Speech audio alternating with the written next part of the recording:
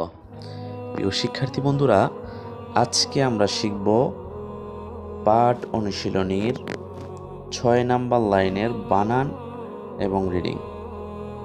তো চলো শুরু করা যাক।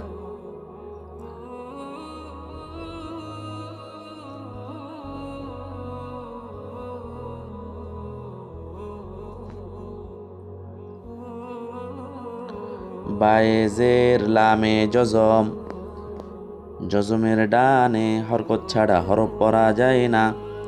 জজমওয়ালা হরফ ডান দিকের উচ্চারণের সঙ্গে একত্রে একবার পড়তে হয়। বিল, বিল। খয়ে পেশ নুনে তাসদিদ, হরকতের বামে নুনে তাসদিদ গুণা করা ওয়াজিব। খুন, নুনে জবর হরকত না,